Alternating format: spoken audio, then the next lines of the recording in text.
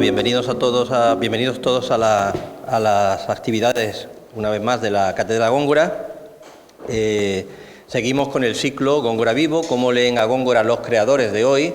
Insisto en lo de creadores porque uno puede pensar que aquí solo vienen poetas, pero vienen creadores, y más adelante tengo incluso, o creo, que voy a tener el atrevimiento de traer incluso algún pintor así que no se trata solo de poetas estrictamente o solo poetas, sino novelistas, ensayistas. Ese es el propósito de estos ciclos, cómo leen a Góngora los creadores de hoy.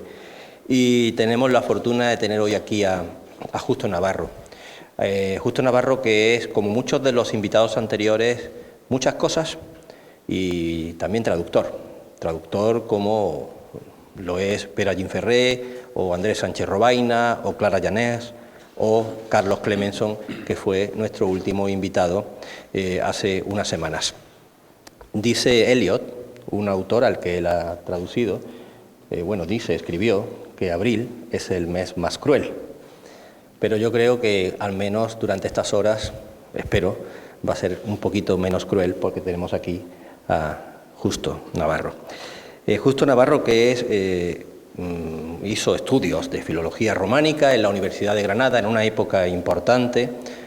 Justo nace a mediados del siglo XX, así que el público puede imaginar a qué época me refiero, años 70, en España, en Granada. Y esto de ser director de la Cátedra Góngora y presentador de estos ciclos tiene también sus ventajas, porque muchos de los invitados anteriores han sido conocidos míos o han venido en otras ocasiones a Córdoba y otros no. Este es el caso, o fue el caso de Clara Llanés y el caso de Justo Navarro, al que yo no conocía personalmente hasta hoy mismo.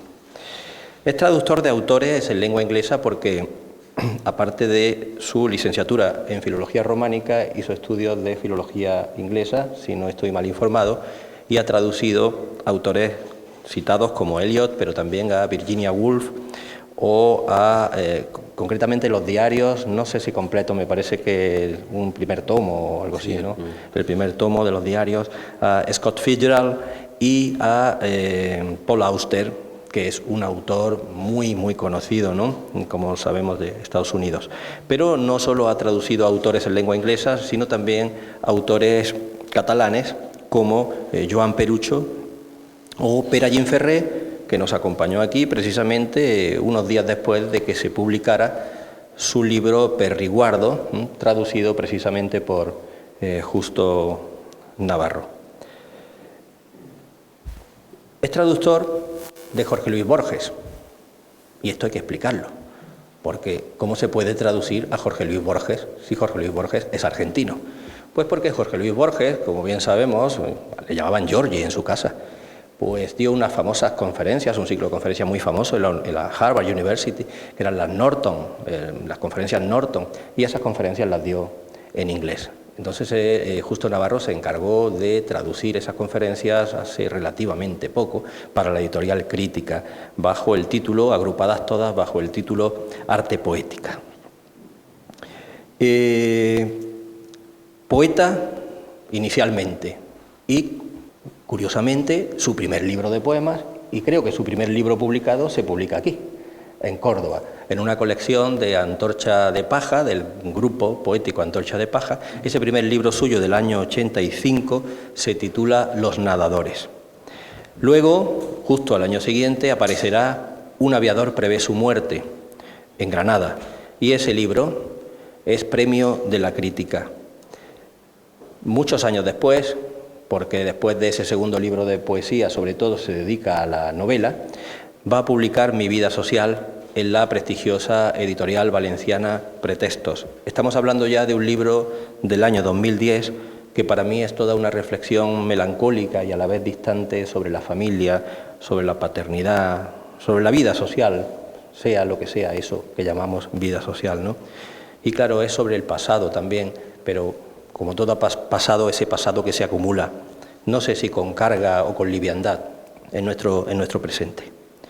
Y como novelista, es autor en el año 88 de El doble del doble, publicado en Seis Barral, de Hermana Muerte, en Alfaguara, año 89, y a partir del año 90 empieza a publicar Por cierto, este último libro que he citado, Hermana Muerte, es Premio Navarra, y a partir del año 90 empieza a publicar en una de las editoriales más prestigiosas, si no la que más, dentro de las narrativas hispánicas y también de las narrativas extranjeras que se pueden leer en traducción en España. Me estoy refiriendo a esa labor inconmensurable realizada por el benemérito Jorge Herralde, ¿no?, en la editorial Anagrama.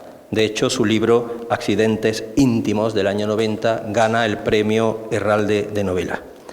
Y a partir de ahí, salvo alguna excepción, va a seguir publicando en la editorial Anagrama novelas como La casa del padre, del 94, Premio Andalucía de la Crítica. La excepción, o una de las excepciones, es Opi, publicado en Planeta en el año 98. Y luego, también en Anagrama, El alma del controlador aéreo, año 2000, F, 2003.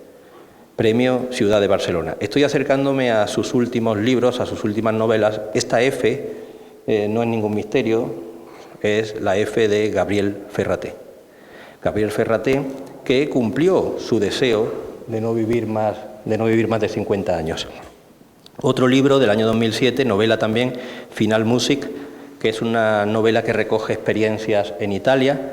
Y el último libro es del 2011, que yo sepa, novela del 2011, titulado El espía. Y ahí está al fondo la figura del inolvidable y controvertido Ezra Pound, como un foco, como un centro de la narración. Bueno, todos estos libros, las novelas, especialmente, no he podido rastrear lo que sería la repercusión o la recepción crítica de su poesía, pero sí en las novelas, todas estas novelas han recibido críticas muy elogiosas, yo diría incluso que ditirámbicas, y no de críticos de medio pelo, sino críticos de la talla de Sant Villanueva, Juan Antonio Masoliver Ródenas o Enrique Vilamatas. También es autor de un libreto de ópera, D.Q., Don Quijote en Barcelona, escrito para el compositor José Luis Turina y La Fura del Baus.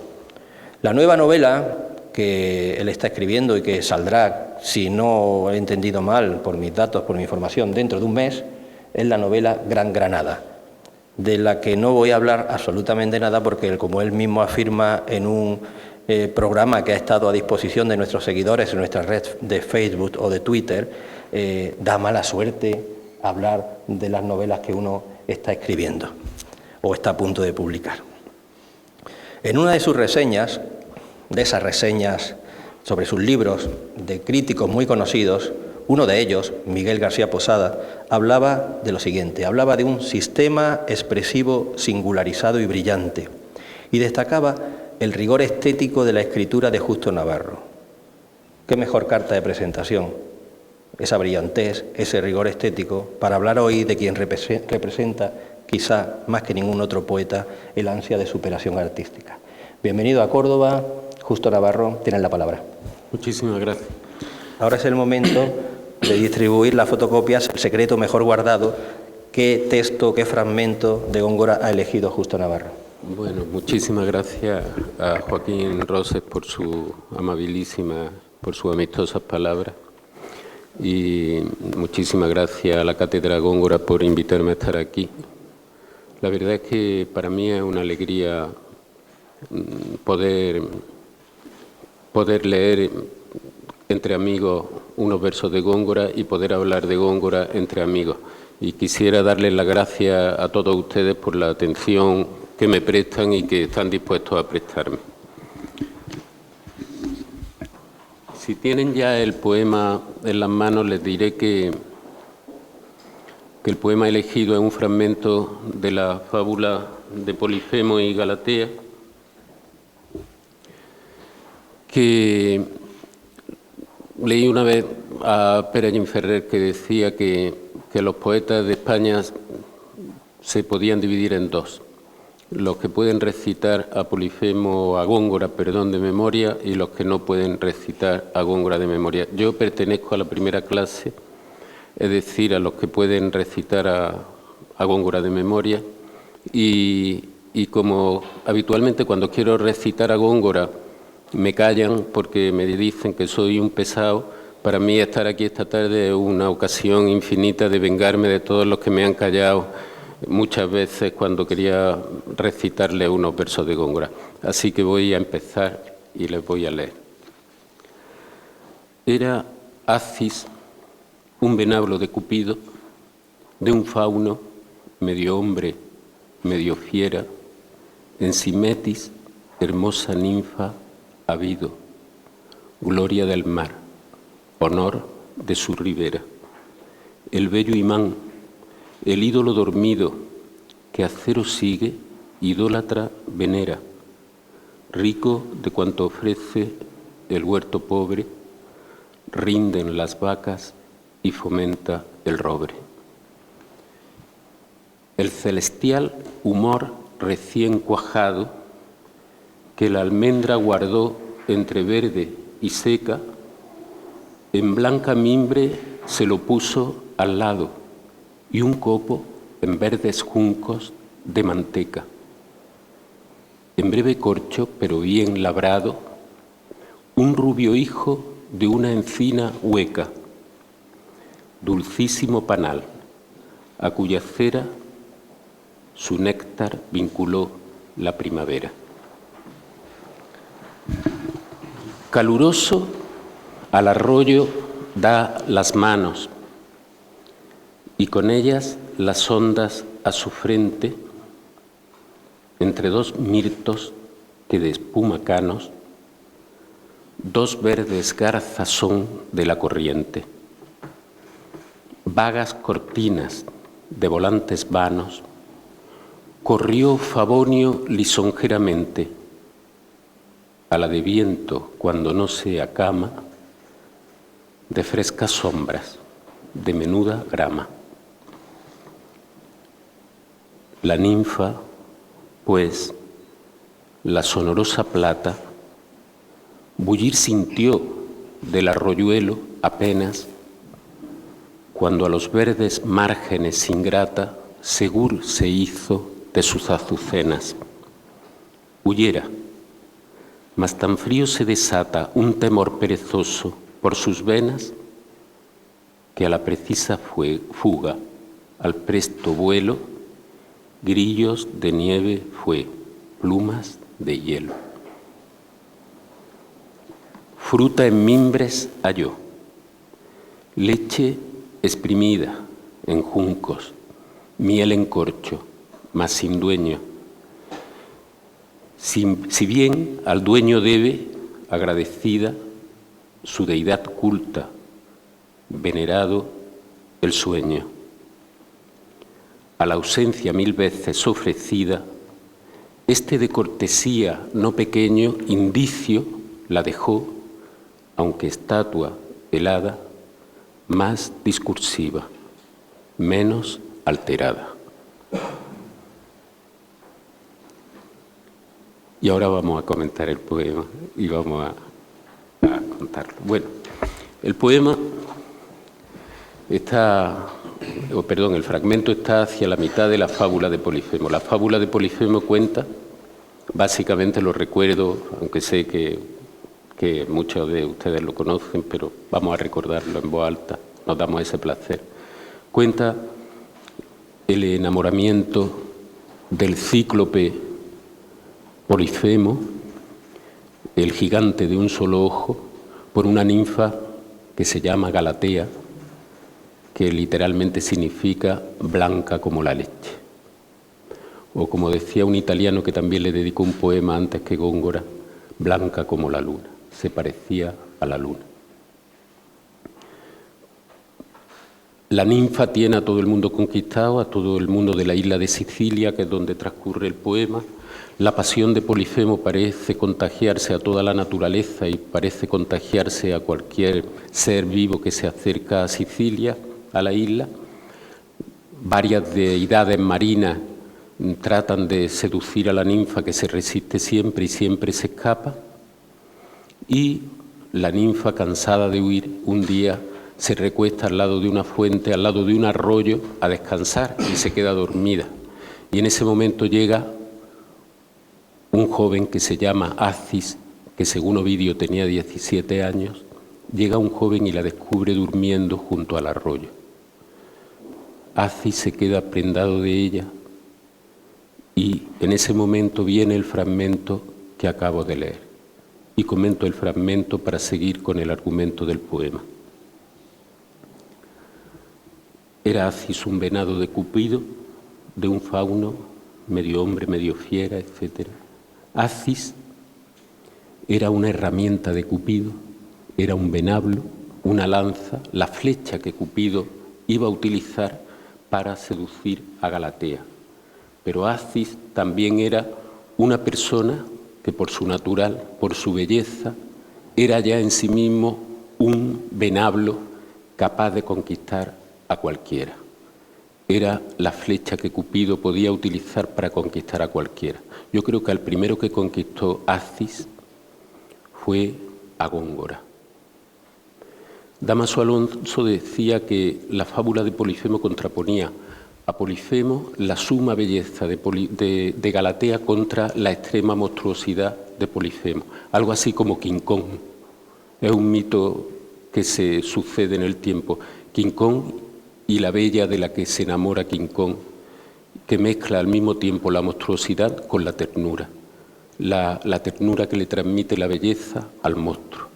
Pero yo creo que así como existe la antítesis entre Galatea y el monstruo, existe también la antítesis entre el monstruo, Polifemo, y el bello Acis.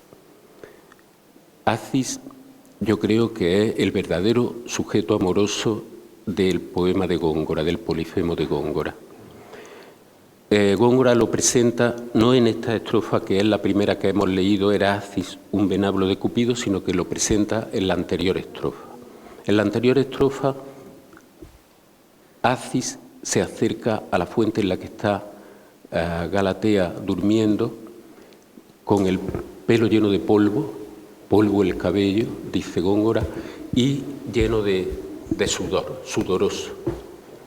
Y los tratadistas explican que los héroes de los poemas épicos, del poema de la Eneida o de la Ilíada, se presentan también polvorientos y sudorosos. Pero como Góngora era un escritor profundamente realista y profundamente enraizado en lo concreto, en lo inmediato y en lo real, a pesar de los mitos que corren sobre él, yo creo que lo sitúa como un labrador, que también es una persona que suele sudar y llenarse del polvo de la tierra. Y digo que lo presenta como un labrador porque aquí lo podemos leer: rico de cuanto el huerto ofrece pobre, rinden las vacas y fomenta el robre. Luego veremos que lo que el huerto ofrece pobre son un puñado de almendras, que lo que rinden las vacas es la manteca y que lo que fomenta el robre son las colmenas que las abejas hacen dentro del tronco.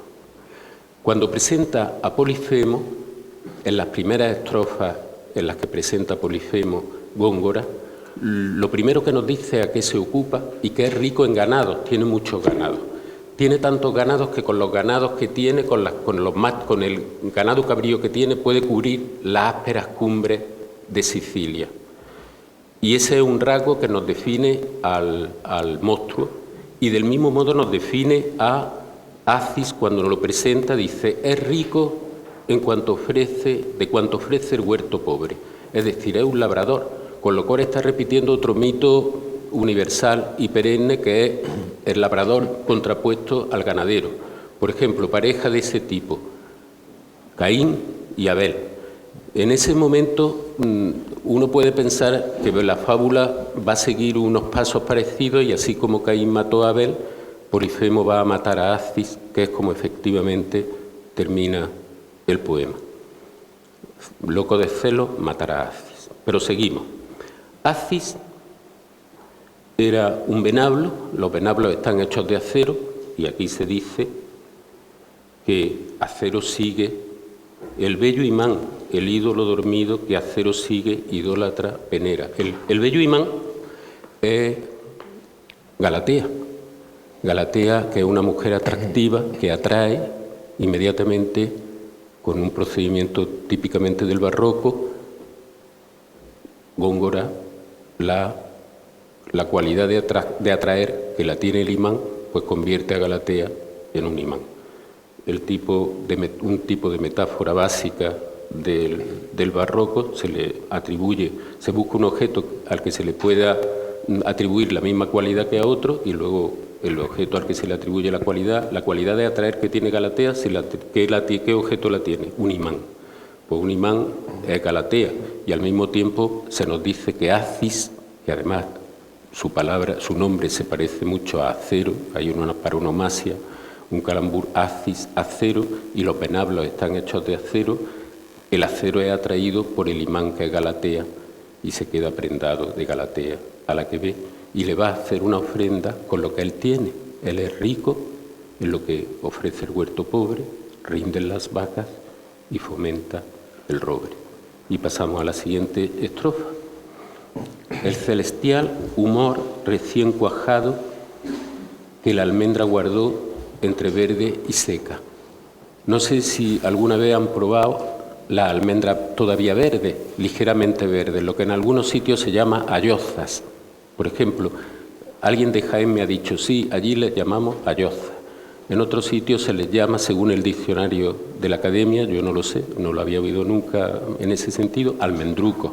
Son esas almendras que todavía son verdes por fuera, pero se parten y la almendra dentro está blanda todavía. El celestial humor recién cuajado que la almendra guardó entre verde y seca, en blanca mimbre se lo puso al lado. Le lleva unas pocas almendras a Galatea. Nos está enseñando cómo seducir a alguien que nos gusta. Le podemos llevar unas pocas de almendras. Le podemos llevar también un copo de manteca en verdes juncos. Hay un idilio de Teócrito, el idilio 11, que es maravilloso, que un hombre tiene a un amigo que es médico que sufre penas de amor y le dice, ¿cómo podría curarme de esto, de estas penas de amor que tengo? Y le dice el poeta, le dice, pues le deberías cantarle a la persona a la que quiere un himno, una canción como hizo Polifemo con Galatea. Y a Galatea la llama, en la traducción del griego al italiano, que es la que conozco, le llama yuncata. Yuncata es la leche cuajada que se escurre en verdes juncos, se hace una pella y se pone para que el líquido que todavía supura la cuajada, la leche cuajada, vaya soltándose y se quede la cuajada entera bien. Le llaman yuncata y Galatea, para Teócrito, para el griego Teócrito, era blanca como la leche cuajada. ¿Y qué le ofrece este Acis a su enamorada Galatea? Le ofrece un copo en verdes juncos de manteca. ¿Y qué le ofrece más? En breve corcho, pero bien labrado, le ofrece un poco de miel. Un rubio hijo de una encina hueca.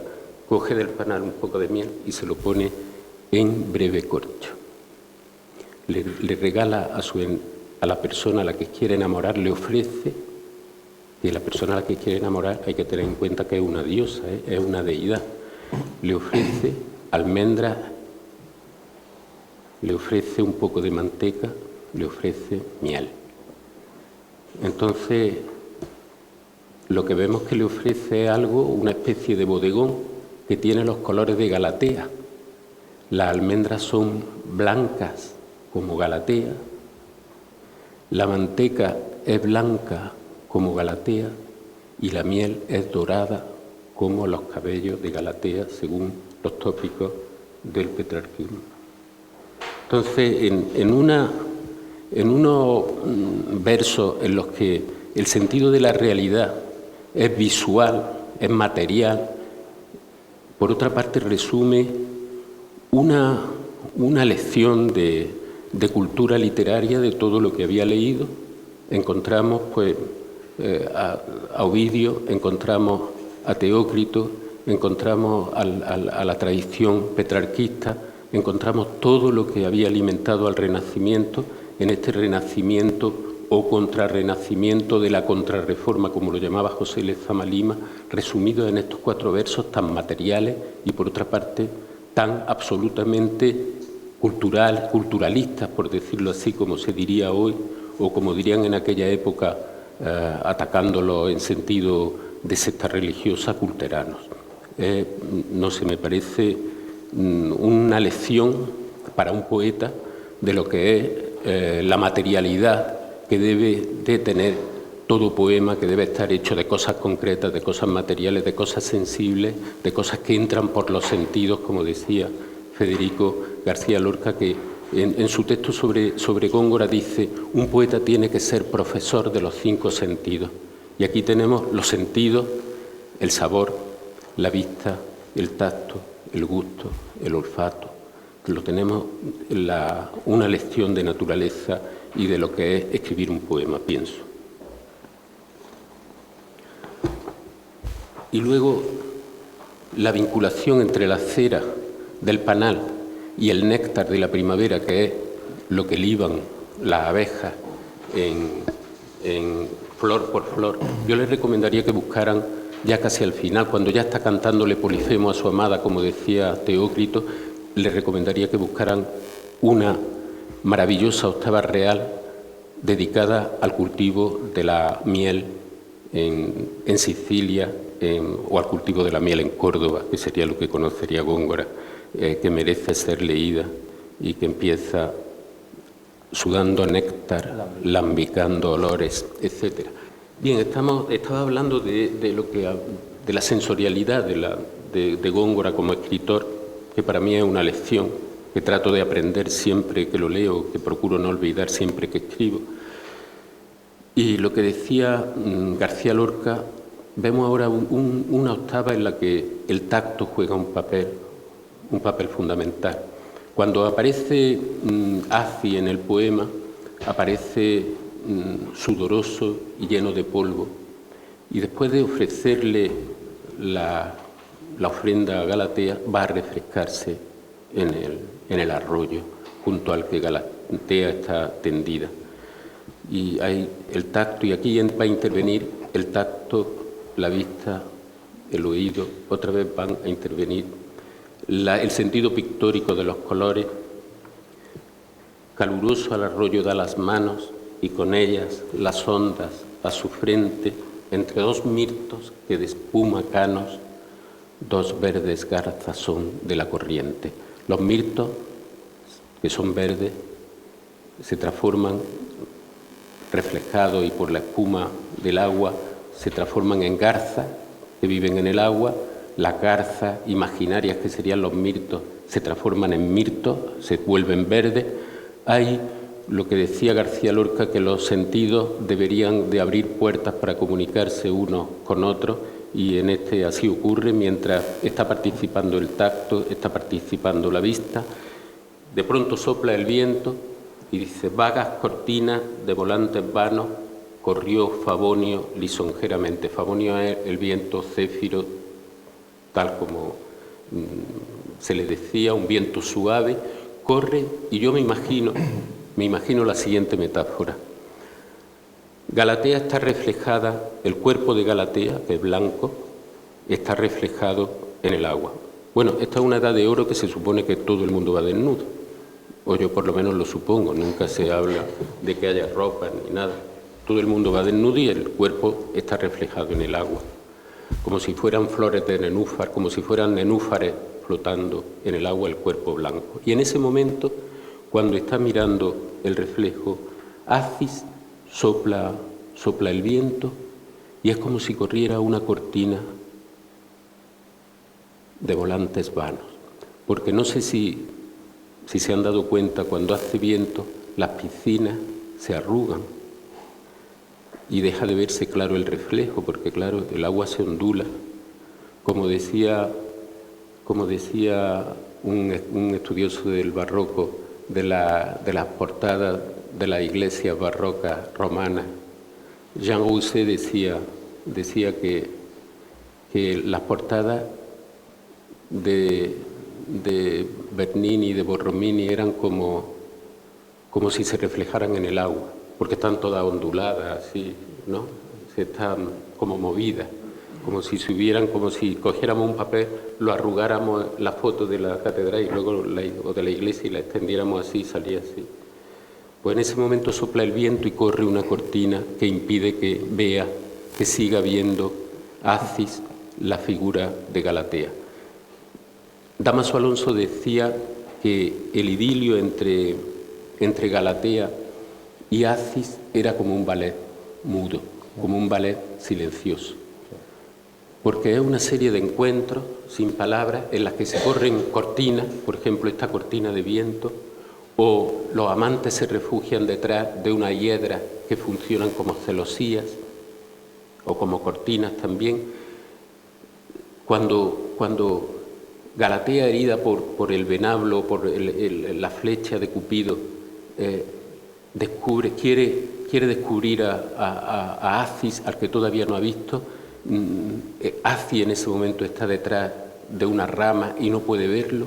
Hay como un ocultarse, un mostrarse, un ballet incesante de los dos enamorados que no llegan a encontrarse hasta que por fin se encuentran. Y Dámaso Alonso decía eso, es un ballet en el que no se pronuncia una palabra y en el que los enamorados giran uno en torno al otro buscándose el imán y el acero, tratando de reunirse por fin.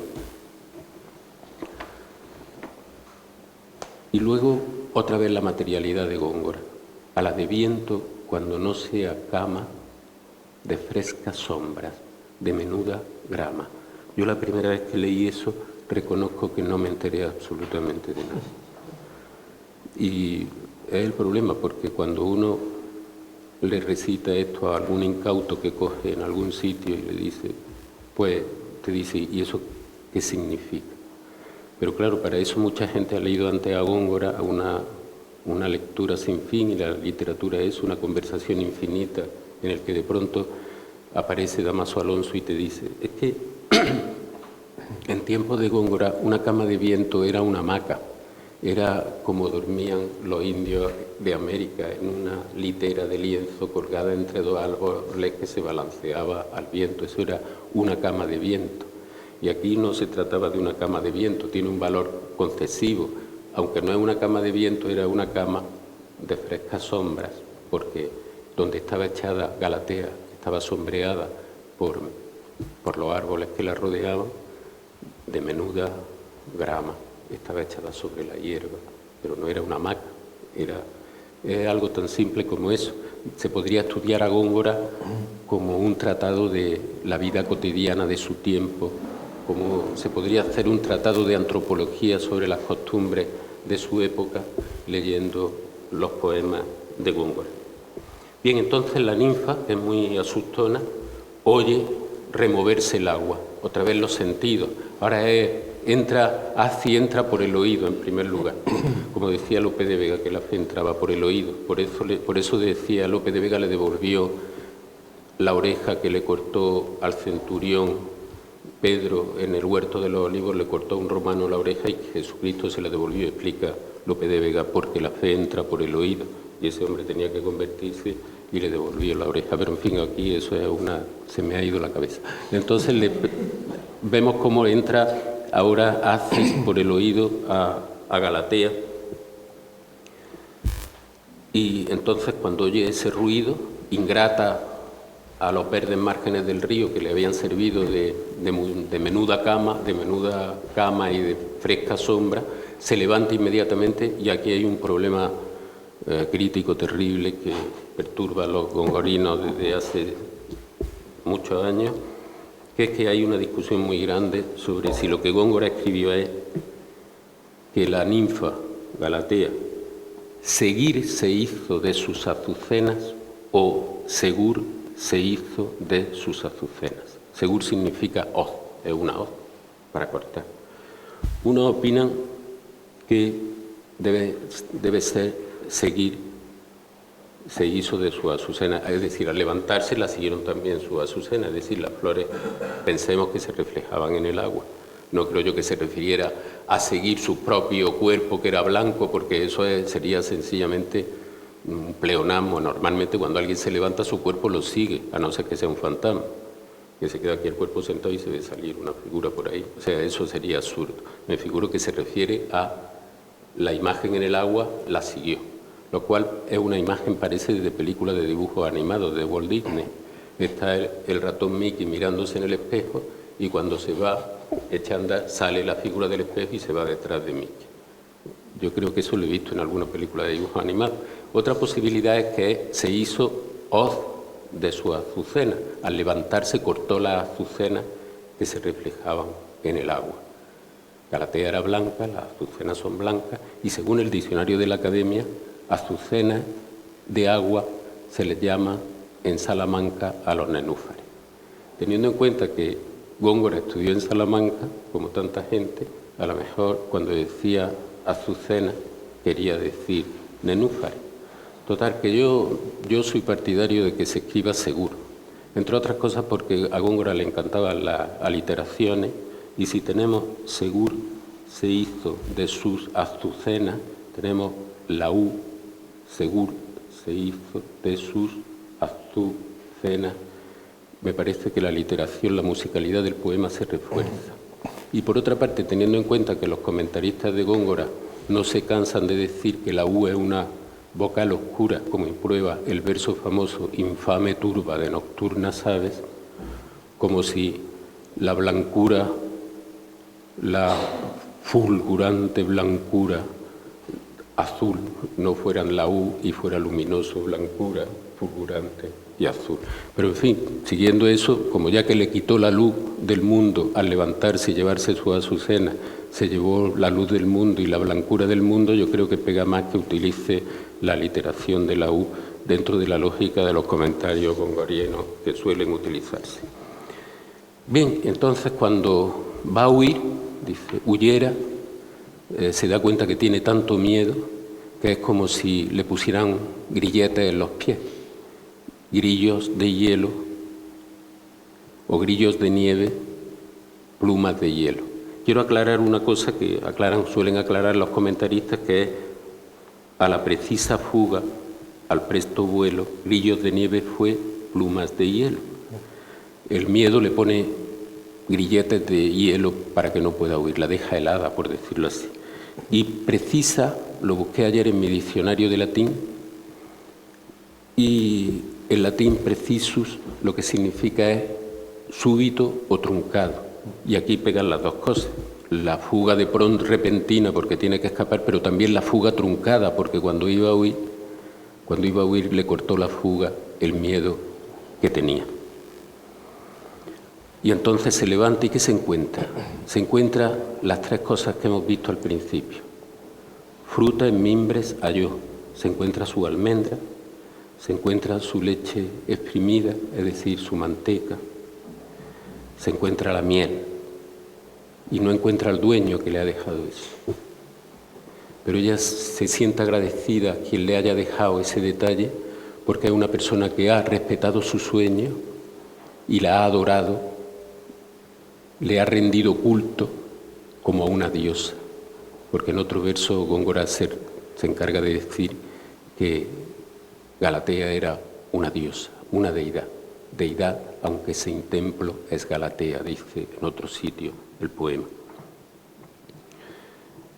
Y dice, este indicio de cortesía, que no le parece pequeño, la dejó más discursiva, es decir, más dispuesta a entrar en contacto con el mundo y menos alterada, era por lo visto una criatura un poco alterada. Y hay un verso que tampoco entienden bien los comentaristas, pero que yo, que soy un insensato, creo que lo entiendo perfectamente. Es el verso a la ausencia 1000 veces ofrecida. Hay quien entiende que es que siempre se ofrecía, pero siempre se iba.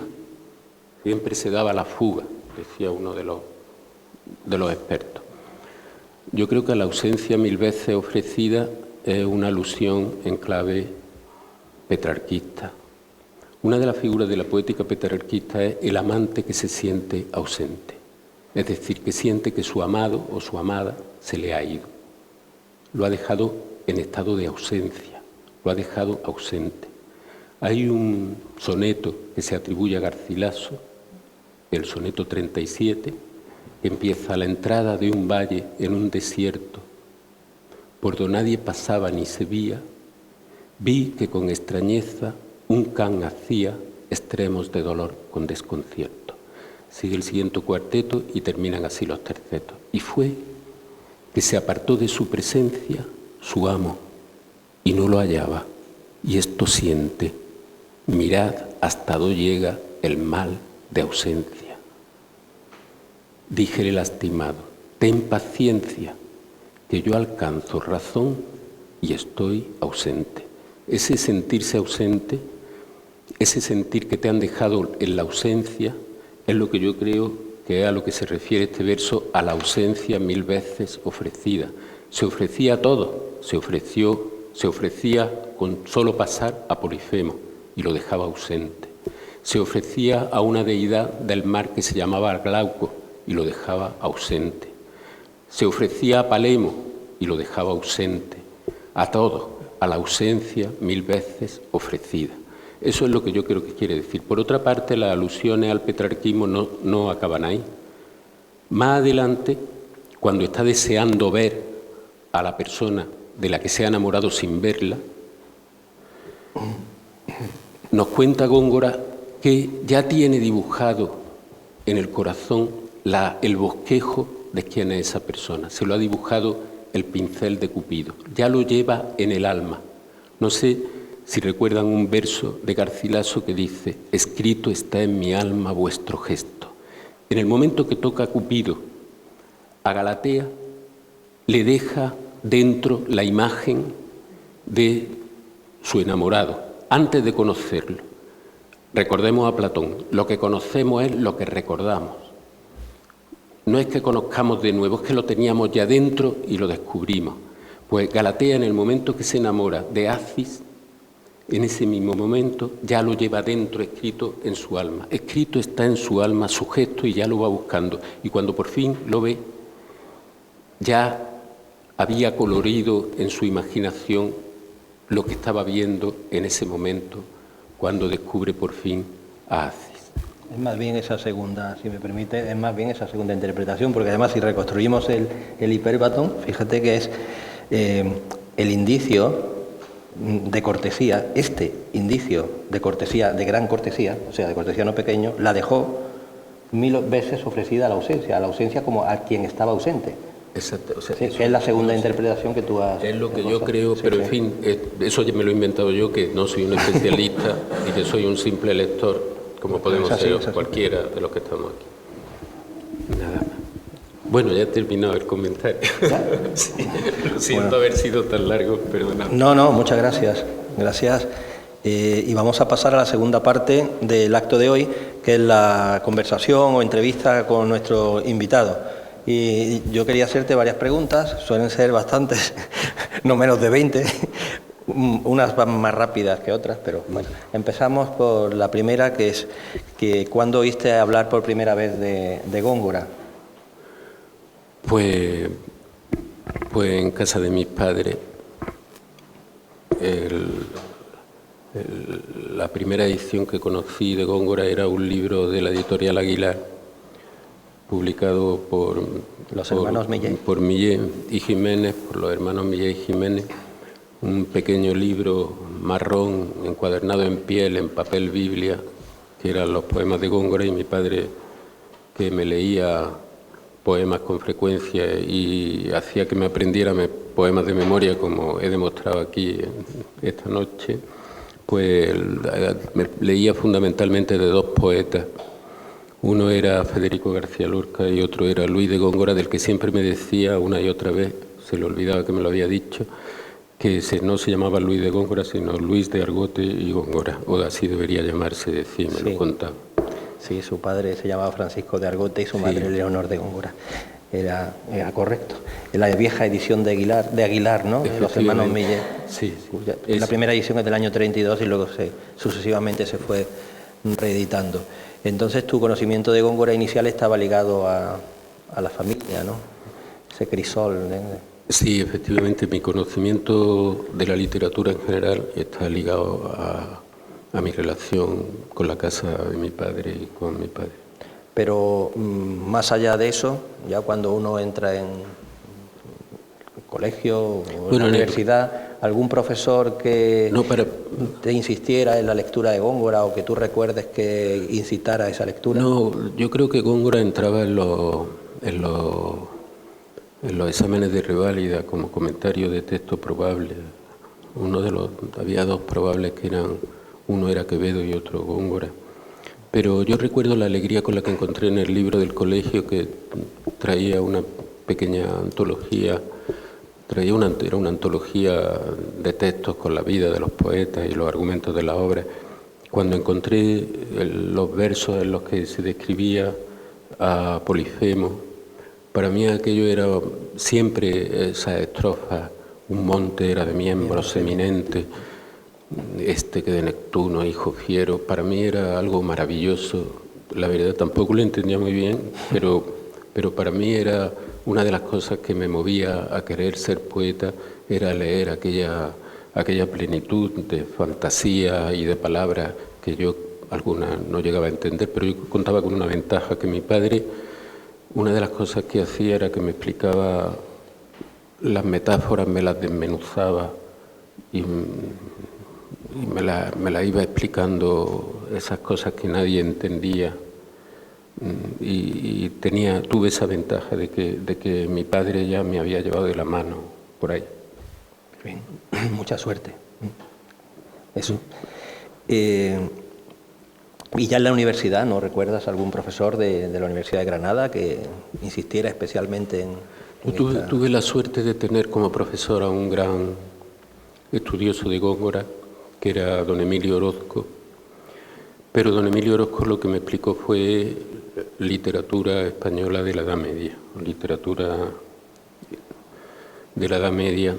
Me explicó fundamentalmente el poema de Miocid y no me explicó a Góngora. Ojalá me lo hubiera explicado, hubiera sido maravilloso, pero he leído sus ensayos, pero no tuve la suerte de que me lo explicara él. Y luego, cuando estudié ya la literatura del siglo de oro, estudié fundamentalmente a Garcilaso, porque tuve como profesores a Antonio Gallego Morel y a Juan Carlos Rodríguez, que explicaban fundamentalmente a Garcilaso. Gallego Morel acababa de publicar un libro con los comentarios a los poemas de Garcilaso y yo lo que estudié fundamentalmente fue a Garcilaso, digo desde un punto de vista filológico y desde un punto de vista sistemático. ¿Cómo se estudiaba entonces? Recuerdo que Sánchez Robaina decía que en la Universidad de Barcelona, cuando le daba clase Blecua, había un curso entero titulado Góngora. Era así. Sí, era una atención a los textos que hoy no sé si se ha perdido o no, porque yo no sé cómo es ahora mismo la vida en la universidad, salvo en departamentos de traducción y esto por relaciones personales y amistosas con determinadas personas, pero no sé cómo se estudiará ahora la literatura, pero entonces había, sin compararlo con ninguna época, una atención a los textos y sobre todo a la irradiación que los textos tenían sobre la pintura. Ya hemos visto lo importante que sería estudiar desde el punto de vista de un pintor estas estrofas de Góngora tan sensoriales, tan coloridas, de blanco, de verde, de dorado, de pardo. Merecería... Ahora es más prosaico, hay una cosa que se llama competencias y créditos y todo eso, todo esto de la universidad. Sí, yo el problema que tengo cuando hablo con profesores de universidad es que generalmente están hablando de cosas que yo no entiendo, como son, es que no sé ni los nombres, crosmografía o yo no sé qué, o no sé, una serie de cosas, y yo digo, nunca habláis de Platón o de Góngora y la verdad nunca hablan, y además tienen unas conversaciones, con perdón por los profesores de universidad, yo no sé si habrá aquí algunos delante, Joaquín. Yo mismo, pero y algunos por ahí, pero... Unas conversaciones aburridísimas. La autocrítica siempre es positiva. O sea, yo en algunos momentos estoy tentado de salir y tirarme por la ventana, ¿no? Porque eso es una cosa pesadísima, ¿verdad? Nunca hablan de película o de... Aunque hablaran de fútbol o de algo... Ni te los encuentras en las librerías ni nada. Eso hace miedo, ¿para qué darle? Para que lo que hay que leer. Vale, a Góngora que... En Bueno, has citado antes la edición de la benemérita edición de Aguilar, que fue la primera edición de obras completas, ¿no? Y luego ha habido otras muchas ediciones, tanto de obras completas como parciales. ¿Tú has seguido atento a eso? ¿Has leído a Góngora en otras ediciones? Ediciones de sonetos, de letrillas, del Polifemo. Ese libro de Góngora, que era mío, lo perdí por circunstancias de biografía sentimental, por decirlo así. Mis libros,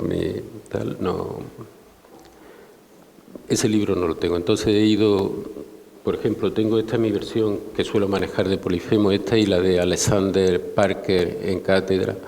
Son cosas, esta me la compré en un puesto para turistas en una ciudad de Málaga que se llama Nerja, me costó 3 euros, es estupendo, y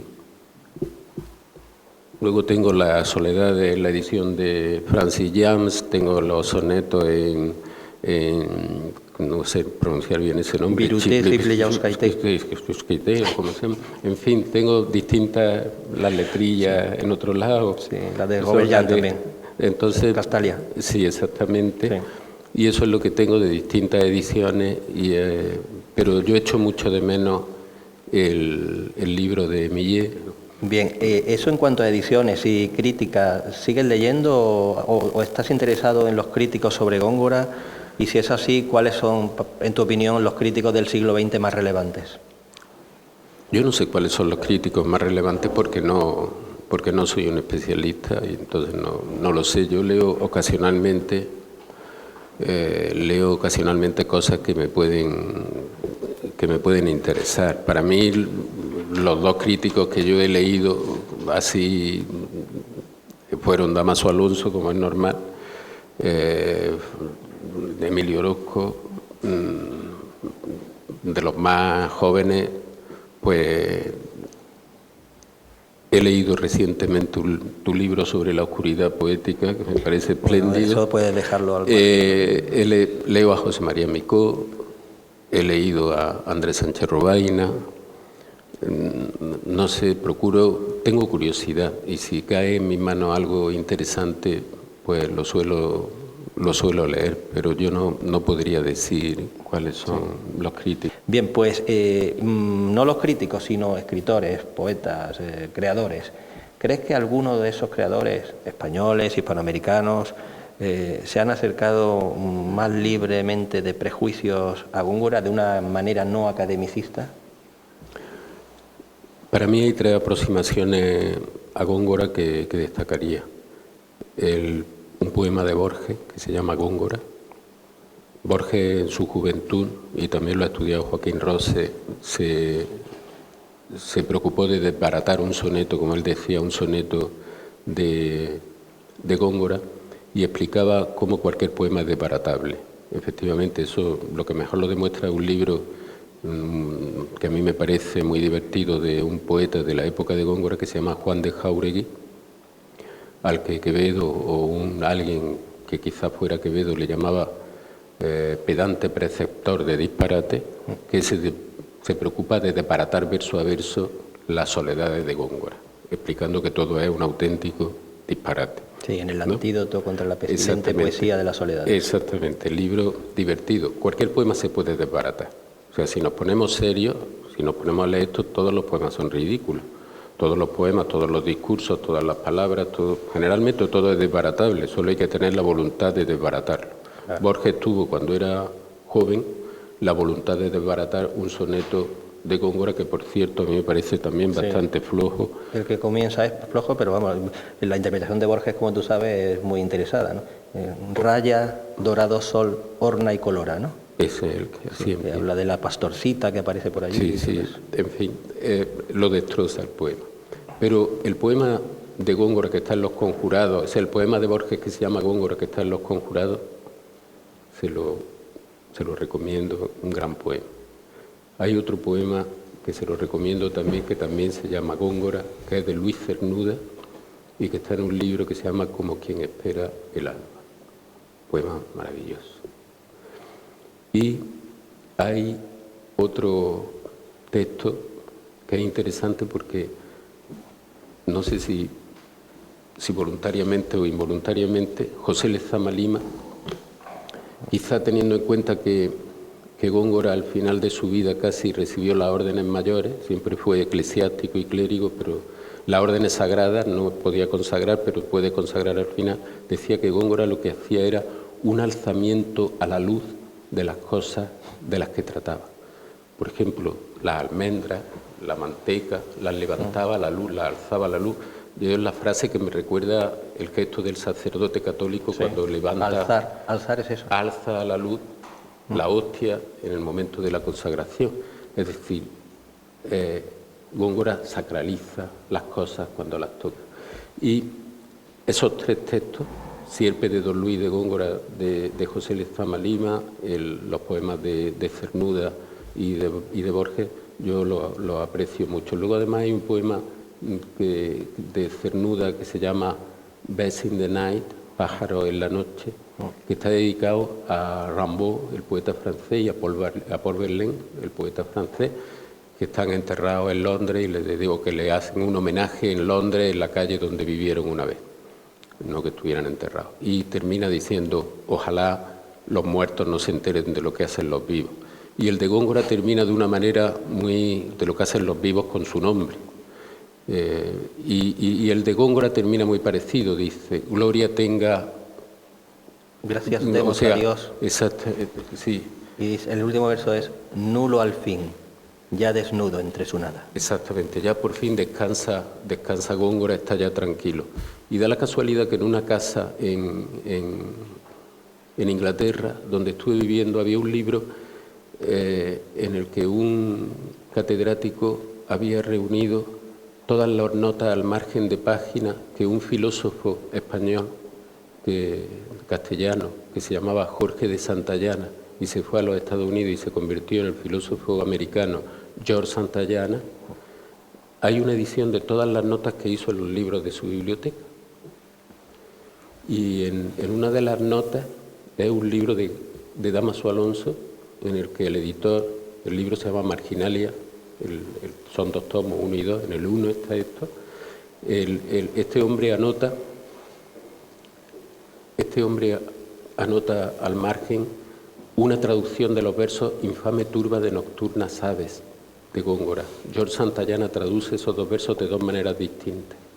Y en las 2 versiones le llama a la nocturna aves, la llama Birds of the Night.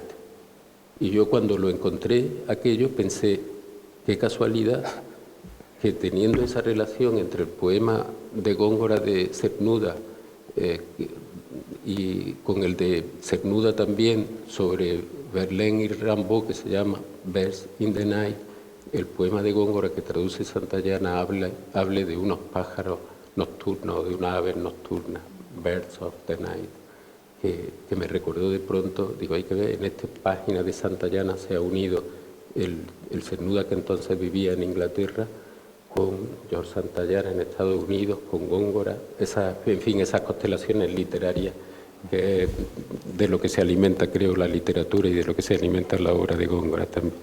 Bueno, te sabes el Polifemo de memoria, como tú mismo nos has dicho y has demostrado, pero ¿es tu obra preferida de Góngora?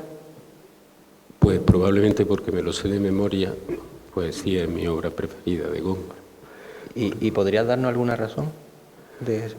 En primer lugar, predilección por ese en primer lugar, el deslumbramiento infantil, digámoslo así, sí, ante la figura monumental del cíclope, que ya digo, es tan atractiva como Godzilla o como King Kong, o como La Bella y la Bestia en este caso concreto. Entonces, para mí era una figura absolutamente seductora. Y quizá eso influya. Mi relación con la literatura es fundamentalmente fabulosa y sentimental. Muy bien. ¿Qué crees que ha aportado Góngora a la literatura o a la poesía del siglo XX? Una tradición, porque los escritores necesitamos una tradición, necesitamos cimentarnos en palabras y en obras ya hechas y tanto como en la realidad. Y eso es una de las cosas que enseña Góngora. Góngora está hecho de una atención a la realidad verdaderamente deslumbrante y al mismo tiempo un conocimiento profundo de las tradiciones literarias para decir esa realidad que está descubriendo a través de los ojos de la tradición y de los suyos propios. Muy interesante todo esto que dices de la realidad, porque creo que es una de las líneas más fértiles de investigación sobre Góngora, ¿no? Que siempre se ha desvinculado de lo real para presentarnos al poeta como una especie de héroe de la palabra, artificiosa y alejada de lo mundano, ¿no? Yo creo que decir eso es no conocer la obra de Góngora desde el principio. Cuando uno lee las letrillas de Góngora, los romances, ve a una persona muy atenta a lo inmediato, muy atenta que creo que es lo que debe de hacer un escritor, sí. Estar atento. Yo creo que para eso somos escritores y esa es la vocación, es la de estar atento, la de estar mirando y con los sentidos abiertos. Y Góngora es una lección en esto. ¿Y en qué crees tú que radicaría la universalidad de Góngora, si es que es universal, a la manera que lo es para los italianos Dante o para los ingleses Shakespeare? Yo creo que Góngora no es universal. No es. Por un problema lingüístico. Existe un problema de lengua, es muy difícil para un español leer a Góngora, para un extranjero es muchísimo más difícil. Ya. Otra cosa es los procedimientos de Góngora, que eso sí me parecen universales, pero Góngora como poeta no lo considero universal, entre otras cosas porque los poetas universales suelen inventar mitos. Por ejemplo, Dante es una cadena, una mitología en sí mismo. Shakespeare es una mitología en torno al poder y al deseo, y al deseo de poder también. Whitman. El hombre de Whitman son mitología, o como decía Borges, el único inventor de mitos del siglo XX es Kafka. Kafka es una mitología, es un escritor universal. Yo creo que Góngora, siendo un gran poeta y una gran lección para escritores, no funda una mitología. Aunque exista la palabra kafkiano y también la palabra gongorino, ¿no? Aunque exista la palabra kafkiano y la palabra gongorino. Bueno, vamos a cambiar un poco el tono, que eso lo solemos hacer aquí de vez en cuando, y ahora imagínate que tú tienes que darle a Góngora el nombre de una ciudad que no sea Córdoba. ¿Cuál sería? Pues una ciudad que aparecería en el libro La ciudad invisible de Italo Calvino y se llamaría la ciudad Góngora. Bueno, ¿qué piensas que representó Granada? La ciudad, se me ha olvidado decirlo en la presentación, pero Justo Navarro es de Granada, la ciudad no vive en Granada, pero nació en Granada. ¿Qué representó para él esa ciudad? Granada yo creo que en aquella época era una versión de la corte, porque era una pequeña corte, una corte funcionarial donde estaba la Real Cancillería, donde se dirimían los pleitos, era el centro militar, el centro administrativo. Y él, cuando fue a Granada, por lo que yo sé, tenía que resolver pleitos de aquí, de la catedral cordobesa, y fue a trabajar. Pero yo veo en Góngora también, cuando habla de Granada, a la que llama ruina y despojo, en el soneto precisamente dedicado a Córdoba, yo veo que debía de mirar a Granada con una especie de sentido, como a un imán, igual que a Galatea, y con bastante sentido de culpa, porque Granada entonces era también un pequeño centro de vicio y corrupción. Y yo creo, por ejemplo, antes cuando me preguntabas qué poetas o qué escritores habían tratado a Góngora con más de una manera menos académica. Sí, de una manera menos. Se me ha olvidado decir uno fundamental, tan fundamental como Quevedo, su gran enemigo. Ese es el gran inventor de Góngora como personaje literario. Yeah. Para el Góngora que imagina, que es un Góngora eclesiástico, judío oculto, homosexual, jugador, un personaje fantástico de novela. Y quizá fuera verdad, porque evidentemente el Polifemo es un canto homoerótico a Acis, Sí. como se puede demostrar perfectamente. No sabemos si sería verdad o no, pero ¿sabes lo peor? Es que ese invento de Quevedo se sigue perpetuando hoy día, en el siglo XX. Es que Brennan, por ejemplo, nos ofrece una visión completamente romántica de Góngora, ¿no? Que ha hecho mucho daño precisamente al estudio cabal de Góngora, documental, basado en la historia. Y por ahí sigue la cosa. Pero bueno, parece ser que era jugador, parece ser que era una persona en contra de lo que los retratos, por ejemplo el retrato de Velázquez, que ha llegado a nosotros, presentan a una persona que parece un auténtico, como decía una señora que conocí en Madrid, que decía, tiene una cara de puño de paraguas. ¿De qué? De puño de paraguas. Algo parece de Góngora, pero era de una señora de Madrid, y Góngora tiene una cara de puño de paraguas considerable. Sin embargo, como demuestran sus poemas, como demuestra la respuesta que le dio al obispo cuando le llamó la atención porque no iba al coro y cuando iba no cantaba, demuestra que era una persona con un gran sentido del humor y una persona con un gran sentido de la juerga y de la chispa. O sea, que tenemos una imagen de Góngora que no se responde. Una prueba de que nadie ha leído a Góngora, ni siquiera los especialistas, es la imagen tan triste que dan de Góngora cuando se ve que evidentemente era un hombre muy divertido. Sí. Que por ser tan divertido al final de su vida le fue mal y acabó tristemente, como cuentan Borges y como cuentan Cernuda, pero que durante la vida se tuvo que divertir mucho. Claro. Y respecto a la imagen de la homosexualidad de Góngora, todas las descripciones que hace de Galatea en el libro son, en el Polifemo, son copiadas y son clichés literarios. Pero cuando describe a Acis, de quien Dámaso Alonso decía que era una belleza viril, cuando describe a Acis se emociona y lo describe pormenorizadamente a través de los ojos de la persona que está enamorada de él, que es Galatea.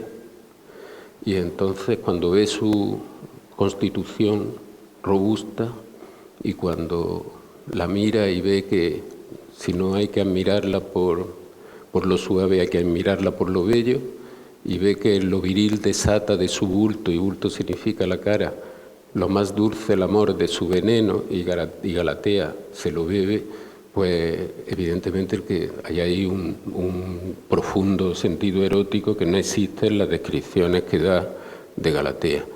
Y la belleza verdadera del poema, física y material, es Acis. Tú que eres traductor, si tuvieras que comparar a Góngora con un idioma, con una lengua, ¿cuál sería? ¿En qué lengua me lo imagino escribiendo a Góngora? No sé, igual que te he dicho antes, una ciudad y Góngora, pues una lengua y Góngora. Me lo imagino en una lengua, en italiano. Me lo imagino totalmente en italiano, en su forma de construir la frase, por ejemplo, el uso de la palabra bulto por rostro, cuando explica el pelo de Acis, que dice, del casi tramontado sol aspira a los confusos rayos su cabello. Es del color del sol, pero cuando el sol ya está en el ocaso, que en Italia el ocaso se llama il tramonto. Il tramonto, sí. Sí, y el casi tramontado del sol, el color de los cabellos de Acis. Yo me lo imagino en italiano. Y vamos a ampliar eso un poco, porque ¿qué poetas de otras lenguas te recuerdan a Góngora? Italiano seguro. Pero... No, lo más fácil sería citar al italiano Giambattista Marino, del cual Gracián en Agudeza y Arte de Ingenio dice, es el Góngora italiano. Pero no, yo me quedo con otro poeta que va a resultar un poco sorprendente, que es Ezra Pound. ¿Perdón? Ezra Pound. Pound, el poeta contemporáneo. Sí. Pound, el poeta del siglo XX, americano, amigo de Eliot, corrector de la tierra baldía de Eliot. Y me explico por qué. Hay un libro de José María Cosío, un libro interesante que se llama Fábulas mitológicas en la literatura española o algo así, y explica en ese libro que Góngora lo veía todo, veía toda la realidad a través de lo que había leído, a través de los clásicos. Todo lo que veía lo traducía a Ovidio o a Virgilio, o quizás recordaba un fragmento de cualquier poeta latino, por ejemplo de Lucilio, que decía que Polifemo en un fragmento era un gigante de 200 pies de estatura, que usaba como bastón un pino que era del tamaño del palo mayor del buque más grande. Pues a lo mejor recuerdo, y todo lo veía, sí, se imaginaba Polifemo, lo veía a través de la literatura. Y Borges decía que era un hombre que estaba cercado por la mitología, que estaba cercado de mitología. Virgilio me ha hechizado, Virgilio y el latín. Exactamente, entonces esa visión, todo a través de la literatura, la tiene, por ejemplo, Rapin. Luego, Góngora fue construyendo cada vez más sus poemas, como a través de cortando y pegando imágenes que iba leyendo en unos poetas y en otros. Así están construidos, por ejemplo, los cantos pisanos de Rapin, a base de recorte y pega. ¿Y eso no te parece que se contradice un poco con lo que hemos estado hablando del apego a la realidad? Esa frase de Cosío en Fábulas mitológicas en España, ¿no? Que lo veía todo bajo la especie de la literatura. No, eso no. Todos vemos las cosas bajo especie de algo. Uno lo vemos a través de lo que vemos en la televisión, otro a través de lo que oímos por la radio por la mañana, otro a través de lo que nos llega a través del teléfono, otro a través, todos lo vemos a través de algo. Y hay personas que la visión que tienen, otros a través de los tópicos que aprenden y otros la visión que tienen está absolutamente rota en 1000 pedazos porque lo ven a través de todo lo que han leído en su vida, como le pasaba, por ejemplo, a Rapin, o como le pasaba, por ejemplo, a Góngora, o como, por ejemplo, humildemente me pasa a mí. Yo veo así las cosas y las veo divididas y escindidas a través de muchas cosas, de muchas imágenes que tengo en la cabeza, que reconozco que muchas están filtradas a través de lo que he leído, a través de lo que leo. Vamos a hablar ya casi muy pronto de tu poesía y de tu escritura, pero antes quiero que veas a Góngora a través de la zoología. O sea, si Góngora fuera un animal, si el Parnaso fuera, que esa es la pregunta, un zoológico, ¿qué animal sería Góngora? Bueno, hay otro escritor que también me recuerda a Góngora, aunque no tenga nada que ver con Góngora, pero me lo recuerda. Es otro escritor americano, se llama William Burroughs, sí.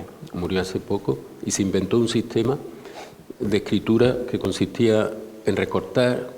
Por ejemplo, yo cojo de este libro 20 palabras y voy pegando las frases, y así hacía sus novelas a través de cortar e ir conectando las distintas cosas que cortaba, como Pound o como Góngora. Así trabajaba y la iba convirtiendo según su sensibilidad en textos concretos. Y este hombre inventó un animal. Ese animal era el canapo. Y el canapo es un animal que es tan miedoso que cuando lo toca se muere de miedo.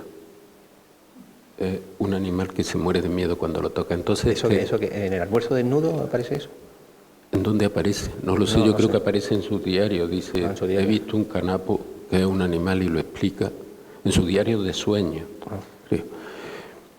Y yo creo que a Góngora había que inventarle unos atributos parecidos a los del canapo, pero no sé exactamente en qué consistirían. Sería un Góngora. Que si lo tocan los gongoristas desaparece, ¿no? Si lo tocan los gongoristas es normal que todo el mundo huya del canapo. Es una cosa bastante probable. Muy bien, muy bien. Muy original además es la respuesta. Tu poesía, tienes 3 libros, no sé si tienes muchas carpetas, porque hay quien tiene muchas carpetas y nunca ha publicado nada. ¿Tu poesía es gongorina, según tu criterio? ¿Considera gongorina tu poesía? Vamos a ver. Yo considero que mis procedimientos, como he dicho antes, coinciden, se acercan bastante a los procedimientos gongorinos que yo relaciono con los procedimientos de Rapin y con los procedimientos de William Burroughs. En ese sentido, ya he dicho que yo soy una persona también cercada por mitología, cercada por todo lo que he leído en mi vida. Soy una persona en realidad muy vacía, que está llena de palabras ajenas y de una turbamulta de imágenes que me invaden, pero que soy eso, una persona bastante hueca y entonces yo me siento muy afín a los métodos que creo que son los métodos del último Góngora. Porque yo creo que Góngora, en contra de lo que se piensa, no es un poeta calculador ni un poeta reconcentrado, sino que era un hombre de ingenio y de arranque, como lo demuestran Hermana Marica, Mañana que fiesta, y todos sus romances y todas sus letrillas y todos sus poemas, incluido el Polifemo. Pero creo que Góngora era una persona que necesitaba, y para no hablar de mí voy a hablar de Góngora, que necesitaba dignificarse, necesitaba dignificación. Y voy a explicar por qué pienso esto. Góngora se veía perjudicado por la creencia de que su madre procedía de una familia bastarda. Un tema muy de actualidad. Bueno, sí, bueno, creía que su madre no era hija natural de conversos, de no se sabe quién, quizás judío, converso. Se decía que era homosexual, se decía que era un jugador, no era un eclesiástico ejemplar. Tenía una gana de que lo reconociera la corte o cualquier noble o cualquier tal, y nunca terminaban de reconocerlo. Y yo creo que tenía un sentido de dignificación, de necesito dignificación, estaba hambriento de dignificación. Y yo creo que ese es el motor que lo convierte en un poeta áulico, del tipo del poeta de la soledad y del tipo del poeta del Polifemo. Pero yo creo que esos poemas no desmienten mi creencia en que Góngora era un poeta fundamentalmente ingenioso y un poeta suelto y no un poeta encerrado en un despacho cogiendo notas de libros y viviendo. No, era todo lo contrario. Era más bien Quevedo, el que escribía con el fascistol. Exactamente, él era todo lo contrario, era un hombre de la calle. Esto lo que quiero decir es que el que vive cercado de literatura, vive invadido por literatura, lo ve todo a través de todo lo que ha leído en su vida, no quiere decir que sea un letraherido o una persona retirada en la literatura, no estoy diciendo eso, estoy diciendo que es simplemente una manera de tener la cabeza llena de cosas como todo el mundo las tiene, unos las tenemos llenas de unas cosas, otros de otras. Hombre, porque lo que sí es verdad es que tú, por mucho que te empeñes en no hablar de ti, hablar de Góngora, pero esta parte final es un poco también para hablar de ti y de tu escritura, ¿no? Y es verdad que en tu primer libro, que es un libro de los años 80, Los nadadores, tú al menos demuestras algo que, bueno, que en aquella época no era lo más corriente, y es como un respeto al menos formalmente, a los moldes estróficos, además un juego con estructuras métricas, con esas estructuras de eneasílabos y alejandrinos, y luego un heptasílabo y un alejandrino, y los finales empareados, sean serventesios. O sea, ahí hay como cierto respeto, vamos a ponerlo entre comillas, a lo que sería la tradición clásica, ¿no? Y poemas que a mí me parecen, bueno, por ejemplo, en Los nadadores hay un poema titulado Primavera en invierno, es mi preferido, pero bueno, aquí vamos a hablar de ti. Entonces voy a hacerte otra pregunta sobre tu poesía. Precisamente he citado un poema del primer libro, Primavera en invierno, pero tienes otros libros y muchos más poemas, entonces me gustaría que nos destacaras algún poema tuyo, o no tiene que ser un poema, puede ser una novela, o algún capítulo de alguna novela, que tenga alguna relación o que no pueda desvincularse, que tú creas que tiene una, no sé, en la génesis o en el proceso de escritura tiene alguna vinculación con Góngora. Ya digo que mis procesos de escritura se parecen a los que yo me imagino, a los que yo le atribuyo a Góngora, que probablemente sea pura imaginación mía, pues se relaciona con lo que he hablado de Rapin, con lo que he hablado de Burroughs, con lo que he hablado de Góngora. Son mis procedimientos, entonces yo creo que en ese sentido me siento gongorino, me gustaría sentirme gongorino. Ahora bien, como no podría decir esta obra mía es gongorina o no, porque yo no puedo ser crítico de mí mismo como es normal, sí puedo hablar de lo que otros críticos han podido decir. Por ejemplo, un amigo de Góngora, una fina Góngora como Andrés Sánchez Robaina, poeta y estudioso de Góngora, en algún momento le prestó atención a mi primera novela, que es a la que se le podrían aplicar todos los insultos que se le atribuyen a Góngora, de laberinto de metáforas, cajón de metáforas, en fin. El doble del doble. El doble del doble se llamaba además un retruécano, un pleonasmo, no sé qué. El doble del doble, un crítico tituló a su crítica, me acuerdo en Cambio 16, la crítica se llamaba La mitad de la mitad, la crítica del doble del doble. Pues bien, de mala uva, ¿eh? ¿Qué? Yo le di las gracias, le dije, muy ingenioso, pero ya me lo habían dicho. Me lo había dicho, de verdad, una amiga me dijo, ¿sabes lo que te van a decir cuando salga una crítica? Que es la mitad de la mitad. Efectivamente, era una persona sabia. Y, en fin, pero Andrés Sánchez Roaina se ocupó de esa novela como un ejemplo de literatura neobarroca o literatura neogongorina.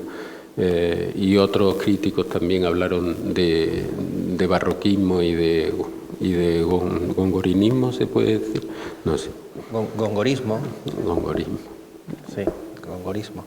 Bueno, pero no te preocupes, no estás solo en eso. Acuérdate cuando Borges publicó El tamaño de mi esperanza, fue mucho peor, porque decían, ¿el tamaño de qué? Era un librito muy breve. Ahí es donde está el desmontaje del soneto, exactamente, sí. Ahí es donde está el desbarajuste. Bueno, seguimos entonces con tu poesía, bueno, y en relación un poco también con la de Góngora, como siempre. ¿Qué concepto de estos tres define mejor la poesía de Góngora? ¿Precisión, concepto o evasión? Hombre, yo creo que los tres son buenos, pero ya que hay que elegir uno, uno, en el sentido de frustración. Ya de truncamiento sí. O de precipitación. No, yo diría precisión. Precisión. ¿Y cuál sería tu libro más influido por Góngora? Lo tenía aquí preparado, pero veo que eres reacio a hablar de ti mismo y claro, me vas a decir, bueno, Sánchez Robaina ha dicho que el doble del doble, pero si tú quieres añadir algo... No, yo mi poesía, los dos primeros libros eran muy formales, estaban escritos en metros clásicos, pero con combinaciones inusitadas y utilizando los encabalgamientos para romper lo previsible del ritmo y de la rima. Había gente que ni se daba cuenta de que los poemas rimaban. Entonces, claro, rimaban en consonantes. Y en asonantes. Una rima, y algunos en asonantes, los nadadores, en fin, unas rimas perfectas, eran magníficos, unos poemas maravillosos. Pero incluso mi último libro... Te has ido de un extremo a otro, ¿eh? De ser reacio a hablar de ti mismo. Cuando ya se pone uno a hablar en serio, habla en serio. Sí. Y luego, el último libro, Mi vida social, que aparentemente la métrica es relajada... No. Es de una precisión métrica asombrosa. Sí. Esto está feo que lo diga yo, pero es verdad. Y entonces lo que digo es que en ese sentido un poeta tan serio como Góngora y tan formal, pues claro, ha tenido un peso. Ha sido siempre uno de mis modelos. Claro. Y en algunos recursos o temas, más bien temas, porque, no sé, por ayudarte un poco, ya que te veo muy humilde, bueno, pues, por ejemplo, en el poema Serie Negra de los nadadores, yo de pronto encuentro unos versos que a mí me gustaron mucho, ¿no? Dice, la sirena del pulso, un pájaro saltando sobre una tensa membrana de timbal. Infame turba de nocturnas aves, gimiendo tristes y volando graves. Ahí hay un uso de la literación, ¿no? Eso es el pulso, ¿no? El pulso. Un pájaro saltando sobre una tensa membrana de timbal. Me llama mucho la atención, digo. No es que haya que haber leído a Góngora para llegar a eso. Sí, hay que haber leído. Pero hay un respeto por lo que sería el significante como una extensión del contenido, ¿no? Sí. No, tienes razón. ¿Y algún recurso más? ¿O no recursos de tipo formal, sino temas o...? No, temas no, pero yo cuando escribía esos poemas había estudiado los recursos de Góngora, lo había estudiado a fondo y había leído mucho a Góngora. O sea que consciente o inconscientemente tenía que aparecer. Bueno, pues ahora una pregunta de zombies o de fantasmas. Imagínate que Góngora resucita y lee tu poesía. ¿Qué crees que diría de ella? No diría absolutamente nada porque no creo que se entretuviera en leer precisamente mi poesía. Lo digo sinceramente. ¿Y qué es lo que menos te gusta de Góngora o qué poema o faceta de su producción te resulta o desagradable o incomprensible? Pues lo que más me desagrada de Góngora es mi ignorancia, mi desconocimiento, mi incapacidad para entenderlo plenamente. Eso es lo que más... O sea, García Lorca decía algo parecido, decía, no es que Góngora sea oscuro, es que no tenemos... Son oscuros los que... Son oscuros... No, somos oscuros nosotros, inteligentes, sí, sí. Que no tenemos la inteligencia suficiente para entender lo que nos está diciendo. Precisamente aparece en la exposición que hay ahí, aparece esa frase destacada. Pues, ¿no? Yo lo que siento, poética, a veces con Góngora siento verdadera irritación. Sí. Y luego cuando yo leo interpretaciones de Góngora, de versos de Góngora, que para mí evidentemente son disparates o son erróneos, porque yo los entiendo de otra manera, evidentemente, como lo que he explicado de a la ausencia 1000 veces ofrecida, pero yo digo, cuando sabios tan grandes como... esto es que me lo estoy inventando yo, pero en fin, yo doy mi explicación. Entonces, me produce irritación mis limitaciones, mis oscuridades, que me impiden ver las luces de Góngora. Pero hoy lo que te diviertes, porque de verdad, yo cojo algunas ediciones recientes de Góngora y empiezo a leer las notas y digo, mucha erudición, mucha investigación, mucha sabiduría, pero quizás detrás hay mucha infelicidad, ¿eh?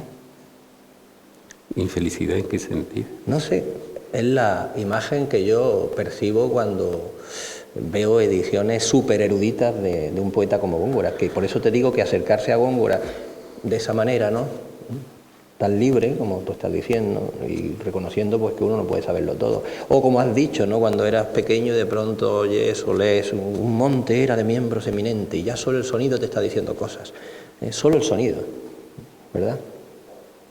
Esto, bueno, nos llevaría a otros temas, ¿no? Y qué grande. Sobre la teoría del efecto y qué es verdaderamente la literatura y que si hace falta una nota de 7 páginas para un solo verso del Polifemo, no sé. Bueno, siempre he de agradecer también el estudio de los filólogos que nos aclaran muchas cosas de los poemas que no hubiéramos visto sin su ayuda. Sí, eso es cierto, ¿no? eso es cierto. Si yo puedo... Indudablemente, pero puedo ver estábamos en otro nivel de... Sí, puedo ver, por ejemplo, puedo entender el verso ese de la ausencia, como lo entiendo es porque recibí clases en la Facultad de Filosofía y Letras de personas que se dedicaban al estudio minucioso de los textos y a las anotaciones. O sea, Sí, pero en todo hay exageración. Sí, porque una cosa es dedicarse al estudio minucioso y otra cosa muy distinta es llegar a la saturación que acaba con todo placer. Sí, eso, lo que es malo es olvidar lo que Góngora sabía, que la literatura fundamentalmente sirve para agradar, para divertirse, para disfrutar. Y bueno, entonces eso es lo... Vamos a ir terminando y quiero que intentes darle un consejo a los jóvenes que empiezan a escribir ahora y imagínate que no han leído a Góngora. ¿Por qué deberían hacerlo? ¿Por qué deberían leer a Góngora estos jóvenes? Bueno, yo no diría que nadie debe leer a Góngora, ni jóvenes ni viejos, ni... Lo que sí creo que alguien que quiera escribir tiene que buscarse una tradición. Tiene que saber en qué lengua escribe y tiene... Vamos a ver, si yo quiero ser mecánico, lo normal es que aprenda a desmontar un motor de explosión. Aunque prácticamente eso ya lo hagan las máquinas, lo normal es que el mecánico aprenda a desmontar un motor de explosión y que un maestro le enseñe. Si yo quiero ser escritor, lo primero que tengo que ver es cómo se escribe en mi lengua. Claro. Y me tengo que ir a los maestros. Uno de los maestros es Góngora. Solo por eso, si alguien quiere escribir, se tiene que ir a leer a Góngora. Yo se lo recomiendo. Puede ser que Góngora lo rechace desde el principio y no lo deje entrar en su casa. Vale, pues no vamos a ser descorteses con Góngora, nos vamos, no entramos. Pero por lo menos hay que intentarlo. O sea, hay que ser serio. Si uno quiere ser escritor, lo que no puede ser, como decía el otro día Rajoy, es ni Zascandil ni Adán. No puede ser un Adán. Tiene que ponerse a estudiar. Con perdón, yo no estaba tratando de reírme de Rajoy. Yo simplemente estoy diciendo que no hay que ser un Adán, que a veces la gente, hasta la gente más disparatada, dice cosas razonables, que no hay que ser un Adán. O sea, y entonces hay que irse a estudiar a los clásicos, a leer, no a estudiar, a leerlos por placer, fundamentalmente el placer de descubrir que uno no es tan tonto como se creía. Y entonces tratar de adivinar secretos es interesante, como una novela policíaca. Góngora es un secreto interesante y sobre todo es un secreto mucho más transparente de lo que en principio parece. Eso es. Y vamos a terminar, última pregunta, que es también un reto. Tienes que elegir una sola palabra para definir a Góngora. Pues ya que estamos hablando de los jóvenes y de los viejos y de los que quieren escribir, yo diría que Góngora se resume en una palabra. Y dudo cuál elegir porque son casi iguales. Invitación o incitación. Invitación a leerlo y a seguir leyéndolo, aunque al principio choquemos con lo que parece una pantalla opaca que no nos deja entrar. Invitación a entrar en Góngora, en la literatura y sobre todo en la realidad, en el mundo, en lo inmediato, en lo que veíamos que hacía Góngora cogiendo esa almendra, esa miel. Invitación o también incitación a escribir. Góngora es uno de esos escritores que te dice, soy inimitable, si me imitas vas a hacer el ridículo. Pero ¿por qué tú no te inventas una cosa que sea casi tan buena como la mía, o que te permita soñar en una conversación en la que podemos participar los dos, Góngora y yo, o Góngora y tú? Muchas gracias, Justo Navarro. Pido un aplauso para Justo Navarro, aunque seguimos luego con las preguntas.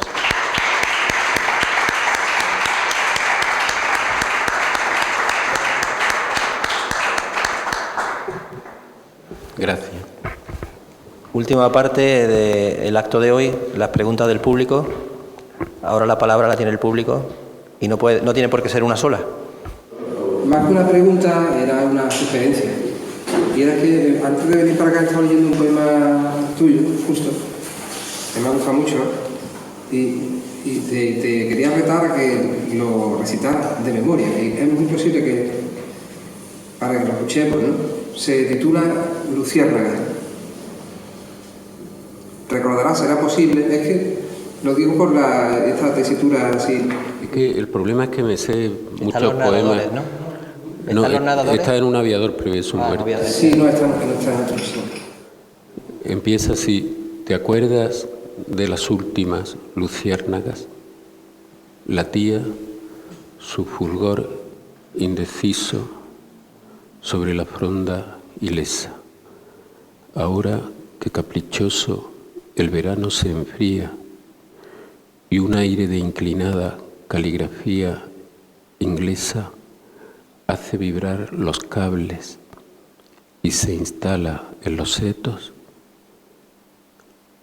las he visto otra vez. Una trama, ya no me acuerdo de más. Y dice, termina, yo no sé qué, la noche de verano. Cuenta el poema, cuenta alguien que está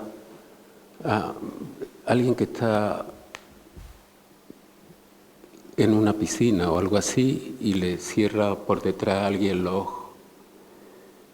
Le cierra los ojos y entonces cuando se los quita vuelve la vista y ve en el brillo del ojo un fulgor que le recuerda una vez que vio a una luciérnaga.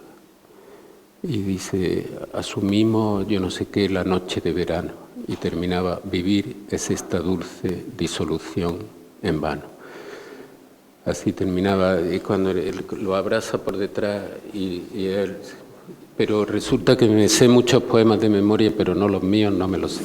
¿no? Pero que Joaquín te está tentando todo el tiempo con Góngora, porque es su visión y eso, que a mí Góngora me da igual, en ese sentido. Pero resulta que por ejemplo, este poema tan sencillo, él ha conseguido recordarlo finalmente prácticamente entero, que me parece una barbaridad, pero es una maravilla, ¿no? Porque tiene también esa cualidad, precisamente como de ocultar las cosas, pero lo justo para incitar a que se comprendan, o incluso hasta para que se escriban. La adivinanza, el acertijo. Hay un verso en ese poema que me parece plagiado de Góngora, sin yo saberlo. Acabo de caer ahora mismo. Me acabo de acordar que cuando ve la piscina está arrugada, dice como una seda estrujada. Creo que dice eso, como una seda estrujada está el agua de la piscina y es la cortina que corrió el viento Favonio lisonjeramente para tapar a Galatea, arrugó el agua y ya no se veía, y en ese poema hay una piscina con el agua arrugada, es verdad. La piscina aparece en muchos poemas tuyos, de los nadadores, de Mi vida social, ¿verdad? Sí, porque estaba presintiendo en mi descubrimiento de la pantalla del ordenador, creo yo. Era un homenaje a la pantalla del ordenador. No, sí aparece la piscina porque hay una imagen que me obsesionaba cuando niño, que era la imagen de la agua quieta de las piscinas por la tarde. Y de hecho tengo un poema que creo que me acuerdo entero, que habla de eso, que dice: delicada os avisa la muerte, por ejemplo, ese reposo de la hora en que el agua lisa es un gong silencioso. Cuando el agua lisa de las piscinas parece un gong en silencio, y yo lo veía como un aviso de la muerte, el agua muerta o el agua quieta en la piscina. Y ahí en Luciérnaga, cuando me abrazan por detrás y me tapan los ojos, y cuando lo abro el agua de la piscina está arrugada. Góngora es un gong con ecos de retórica. Sí. Está bien eso, está bien. Bueno, ¿alguna pregunta más? Bueno, yo ha sido muy grata, muy ilustrativa tu intervención y desde luego, a pesar de que Borges represara a Góngora estar intoxicado de literatura como lo estaba él mismo, Góngora sabía ver la realidad con una precisión, era un goloso de la realidad, lo elemental. Eso a mí me recuerda mucho, o sea, en Góngora encontramos un precedente, eso es evidente, vamos, no es que yo lo diga, ni mucho menos, de las odas elementales. Toda la realidad está en Góngora, es el poeta de la materia, por eso no hay en Góngora problemas de trascendencia. Yo creo que es el poeta más materialista de la literatura española. A pesar de que sea clérigo, todo eso y tal, eso no tiene nada que ver. Es un poeta tan materialista como Lucrecio. Y que él se fijaba en la realidad, pero además en la realidad, no en la noble realidad de las cosas, sino en las más humildes, y las eleva a una dimensión y a una altura, pues, efímera. Y eso, poeta de la realidad. Y pues, eso es, cuando dice Borges luego, me hubiera gustado poder saborear el pan, el cántaro, unas rosas. Así termina, era lo que iba a decir yo ahora. Él las saboreaba, lo que pasa es que luego las vertía a través de toda su riqueza intelectual, como hace Borges también. Pero la realidad en Góngora está vista y luego expresada, no ennobleciéndola, porque la realidad ya tiene bastante, pero expresándola a través de su riqueza y de su tradición literaria asumida vitalmente. Así es. Y la palabra es la que tú has dicho, un poeta materialista. Ese podría ser Y eso, Góngora había sido un gran poeta en italiano, y además yo recuerdo que Mariano Roldán en el año 1900, el año 60, no, 80 y tantos, allí en su casa en Madrid, me enseñó una versión en italiano de Las Soledades y sonaba igual que en castellano o mejor. No sé de quién era, creo que era de una señora, de una mujer. ¿Podría ser de Las Soledades? ¿O del Polifemo? Las Soledades era algo, seguro que el era Polifemo está traducido por Rosario Trovato y por Enrica Cancelliere. Esto de hace 30 años, o 20, y sonaba, creo que es un poeta italiano, bueno, italiano o español, si es lo mismo, vamos, que tampoco Ahora, lo que también eso no es un poeta universal por la dificultad lingüística, universal en cuanto al área lingüística hispánica e incluso latina. Un italiano culto puede leer a Góngora bastante, en fin, es que hay más palabras, digamos, cultismo y el latinismo sí que es la lengua más afín al latín, por supuesto, tú ya sabes, lo sabes. Y un hombre culto italiano lee muy bien a Góngora. Ahora, es universal en cuanto a la lengua románica. Está su soneto multilingüe, el famoso cuatrilingüe, pero mira cómo no emplea ninguna palabra, ninguna lengua que no sea de cuño latino. Eso. Bueno, pero ha sido muy iluminador tu intervención. Gracias. Muy bien. Si no hay más preguntas, no sé ni la hora que es, ¿qué hora es? Las 10:20. Bueno, bien, estamos superando nuestros propios récords. Y eso que mi introducción de hoy, mi presentación, ha sido breve, no como otras veces. Muchas gracias a todos. Es un placer verles por aquí estos jueves y también espero verles el martes en la última tertulia de la temporada de primavera, dedicada a la letrilla que lleva el señor Esgueva. Será el martes próximo. Y cerraremos el ciclo Góngora Vivo con Jaime Siles el día 23 de abril. Gracias. Muchas gracias.